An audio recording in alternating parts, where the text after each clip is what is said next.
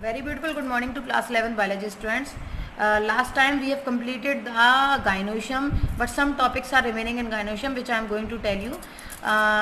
First is if the ovary, अगर जो ovary है इट इज सिचुएटेड सुपीरियरली, अगर ये ओवरी सुपीरियरली प्रेजेंट है, superior means calyx, corolla, androecium सब नीचे की तरफ है, सबसे ऊपर क्या ओवरी प्रेजेंट है, then this is known as superior ovary and it is known as hypogynous condition. क्या बोलेंगे हम इसको?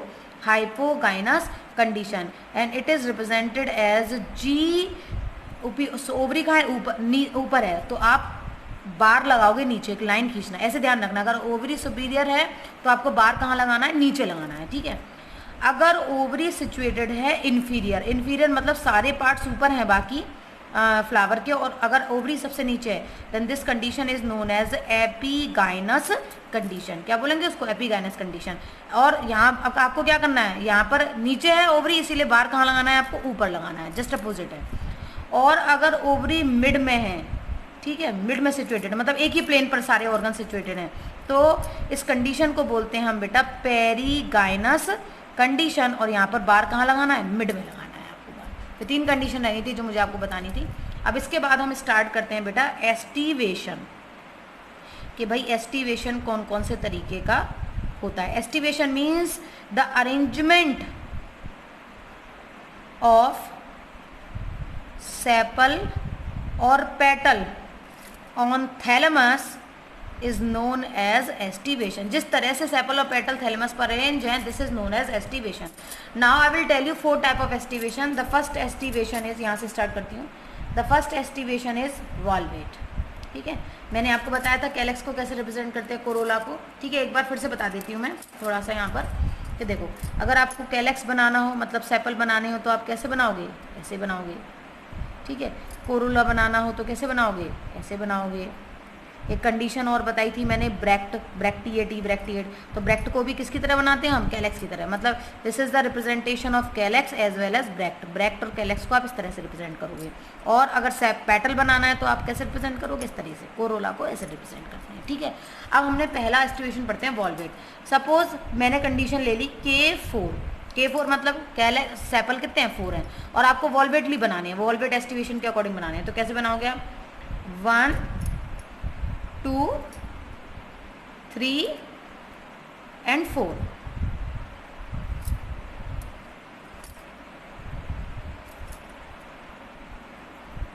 Now you can see that I have drawn all 4 sepal in a circle. कहीं भी कोई बाहर अंदर नहीं है. So when the sepals or petals are arranged in a circle on the thalamus, this type of estivation is known as volvate estivation. अभी condition और बता देती हूँ. अगर यहाँ पर C4 लिखा होता तो आप क्या करते? इनकी जगह क्या बना देते? ये बना देते, इस तरह की स्ट्रक्चर बना देते. अब एक और कंडीशन बता देती हूँ यहाँ पर, कि अगर ये जुड़े हुए होते तो हम लगाते हैं ब्रैकेट लगाते हैं. फॉर्मूला में मैंने बताया था कि जब अब ये जुड़े हुए हैं तो आप क्या लगाओगे? ब्रैकेट लगाओगे. तो जुड़े हुए को कैसे रिप्रेजेंट करोगे आप डायग्राम में? लाइक दिस, इस तरह से आप जोड़ देना. और अगर ये वाली कंडीशन हो, जुड़े हुए ना हो, ब्रैकेट ना लगाओ, तो मत जोड़ना, ये मत बनाना जो मैंने भी बनाया. ठीक है, अब आता है आपका second aestivation, that is twisted. Suppose मैंने कंडीशन मानी आपकी कि भाई कोरोला है, 3 कोरोला है मेरे पास. बनाओ कैसे? ब्रैकेट भी लगा देते हैं, जुड़े हुए हैं. ठीक, अब कैसे?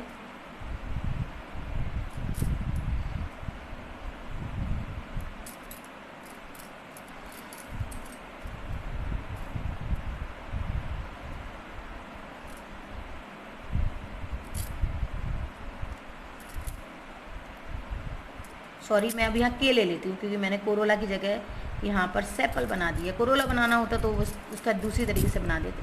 ठीक है, अब मान के चलो K3 हैं आपके, 3 सेपल्स हैं, आपको ट्विस्टेड एस्टिवेशन दे रहा है. तो आपको दिख रहा होगा मैंने एक किनारा अंदर बनाया, एक किनारा बाहर, एक किनारा बाहर बनाया, एक किनारा अंदर. एक ट्विस्टेड मीन्स जिगजैग अरेंजमेंट, जहाँ पर पेटल्स के या सेपल्स के एजेस, एक एज बाहर होता है, एक एज अंदर होता है. This is known as twisted arrangement. It means when the petal और sepal are arranged in a zigzag manner on the thalamus, it is known as twisted estivation.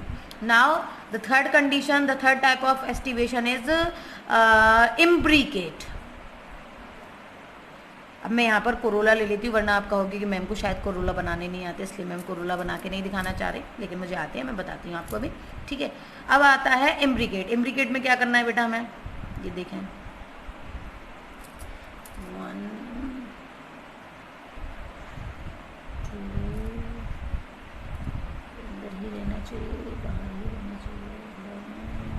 3।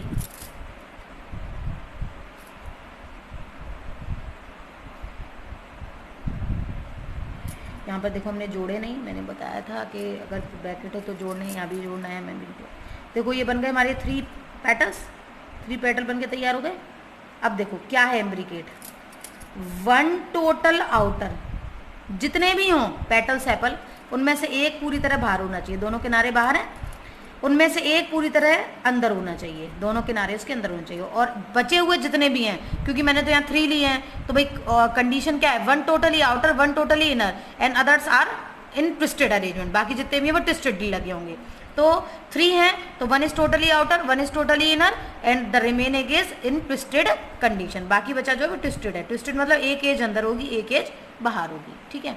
इसके बाद लेते हैं हम अगला बेटा, इसके लिए इस केस के लिए कम से कम 3 मिनिमम 3 पेटल सेपल होने चाहिए।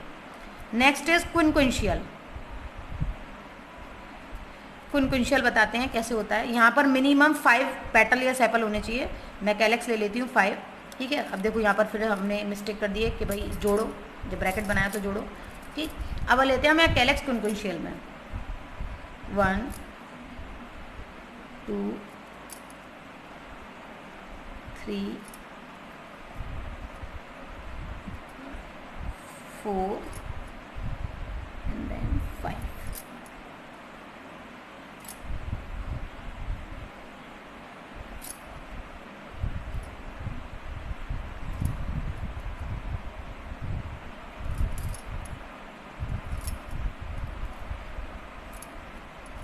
Now you can see 2 totally inner, 2 कितने बिल्कुल कहाँ हो, अंदर की तरफ हो। 2 टोटली आउटर, 2 बिल्कुल बाहर की तरफ हो। बाकी जितने भी बचे हो वो कैसे हो, ट्विस्टेड। मतलब इसका जस्ट डबल कर दो आप, यहाँ पर एक बाहर था एक अंदर था, यहाँ पर 2 टोटली बाहर होंगे 2 टोटली इनर होंगे, बाकी जितने भी बचेंगे वो क्या होगा, ट्विस्टेड अरेंजमेंट होगा। तो मैंने पहले ही बोला कि मिनिमम कितने होने चाहिए, 5 होने चाहिए। तो 2 total outer 2 total inner and the remaining is in twisted condition, ठीक। So these are the arrangement that how these sepals and petals are arranged on the thalamus, किस तरह से अरेंज होते हैं।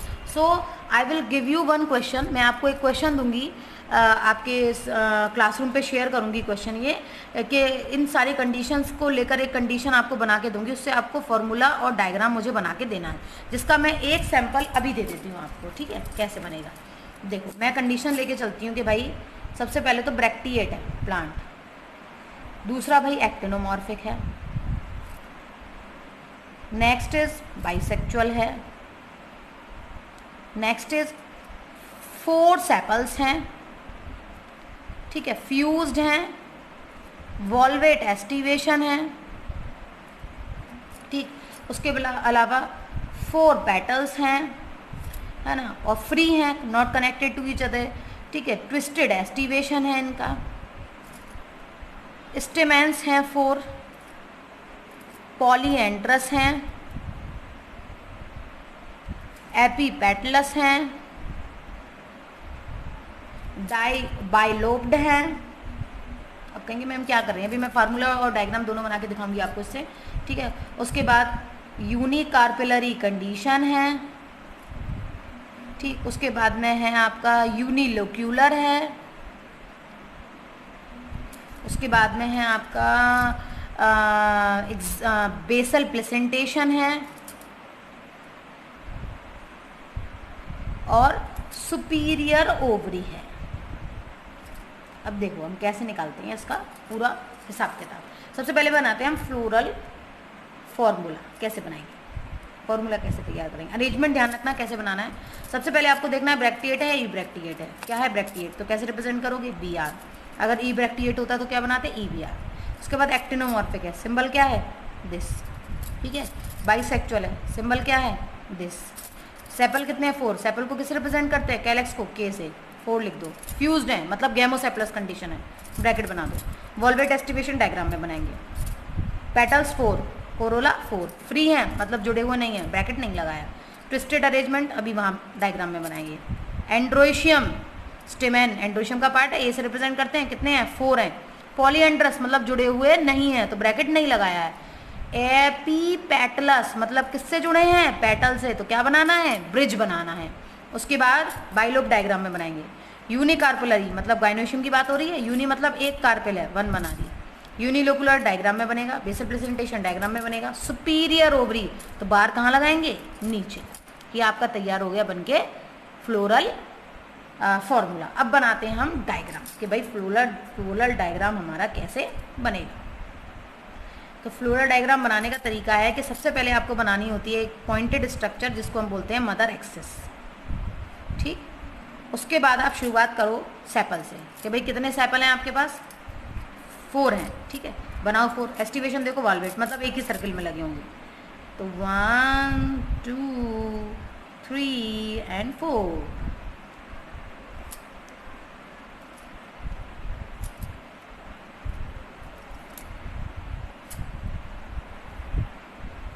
ठीक, फ्यूज्ड है भाई, ब्रैकेट लगाया, जोड़ो, ठीक। ये हो गया हमारा यहाँ का किस्सा पूरा, ये खत्म। अब आते हैं पेटल पे, 4 हैं भाई, ट्विस्टेड एस्टिवेशन है, बनाओ ट्विस्टेड।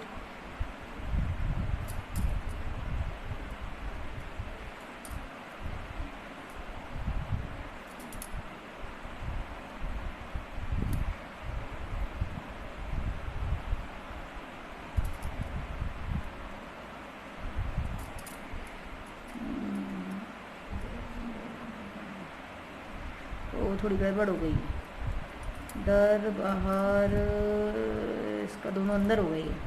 चलिए इसको कोई बात नहीं, बाहर ले आते हैं, इसको अंदर कर देते हैं। इसको ले आते हैं हम थोड़ा सा बाहर की तरफ, ठीक है। इसको ले जाते हैं हम अंदर की तरफ। इसको आप थोड़ा सा बाहर ले आना बेटा, उसको ले आओ अंदर की तरफ। ये आ गया ये। अब सीधा ये ध्यान रखना, थोड़ी सी मिस्टेक हो गई है, पेन से बना रही हूँ मैं, रब नहीं कर सकती, ठीक है। एक एज अंदर होनी चाहिए, एक एज बाहर, एक एज अंदर, एक एज बाहर। तो देखो इसकी एक बाहर एक अंदर है, इसकी बाहर एक अंदर है, इसकी एक बाहर ये अंदर हो गई, इसकी अंदर, और ये वाली आप बाहर बना देना, थोड़ा सा करेक्ट कर लेना, ठीक है। हाँ, अब उसके बाद में हम बनाते हैं, ये खत्म हो गया। अब हमारा है स्टेमेन, 4 स्टेमेन है भैया, बाइलोब्डर, 2 लोब वाले स्टेमेन बनाने हैं, 1 2 3 एंड 4। अभी क्या कर रहा है भैया, पॉलीएंड्रस जुड़े नहीं, अगर जुड़े होते तो जोड़ देते, इस तरीके से सिनेंड्रस कंडीशन होती। लेकिन भाई ये कह रहा है कि एपीपेटलस है, पेटल से जुड़े, जोड़ दो पेटल से, जोड़ो पेटल से, हो गए इनका काम खत्म। अब बात करते हैं हम कार्पिल की। तो भाई एक कार्पिल है, कैसी है, एक ही लोक्यूलर बेसल प्रेजेंटेशन है, तो ये बना दी भैया एक कार्पिल, बेस पे लगा दी, और प्रेजेंटेशन कैसा हो गया, बेसल हो गया, बेस पे लगी है। लोक्यूल एक हो गया, यूनिलोकुलर हो गई, सुपीरियर ओवरी, यहाँ इंडिकेट हम करते नहीं हैं, ठीक है। अब आता है बचा ब्रैक्ट, लास्ट में आपको देखना है ब्रैक्ट। तो ब्रैक्ट किसकी तरह बनाते हैं, बिल्कुल कैलेक्स की तरह, तो नीचे बना दो आप ब्रैक्ट। अगर EBR होता, इब्रैक्टिएट कंडीशन होती, तो यहाँ पर ये नहीं बनता। तो ये क्या हो गया आपका, ब्रैक्ट हो गया। ये क्या हो गए आपके, कैलेक्स मतलब सेपल हो गए। ये क्या हो गए आपके, पेटल्स मतलब कोरोला। ये क्या हो गए आपके, स्टेमेंस। और ये क्या हो गए आपके, गाइनोशियम, या फिर आप कह सकते हैं पिस्टिल या कार्पिल। सो हमारा ये तरीका है पूरा एक फ्लो फॉर्मूला डायग्राम बनाने का। तो मैं एक क्वेश्चन दूंगी, वो आप करिएगा ताकि आपको पूरी अच्छी तरह से फ्लो फॉर्मूला डायग्राम बनाना आ जाए। So next time we are going to discuss last 2 topics of this chapter, then you will study by yourself Solanaceae, Fabaceae family as well as Liliaceae. Now next time I will discuss with you fruits and seed. Till then, goodbye, have a beautiful day.